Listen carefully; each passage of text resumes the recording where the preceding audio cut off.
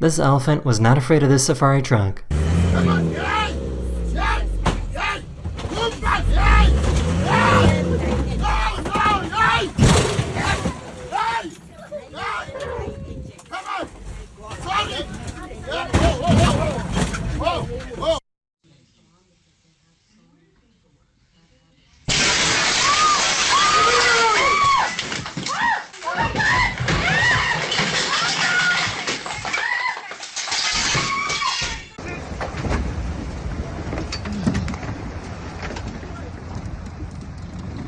So I guess deer have had enough and are starting to fight back.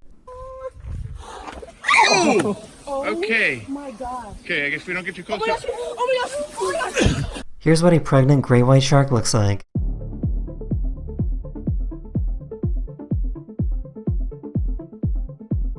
This deer broke into a restaurant, but luckily nobody was hurt.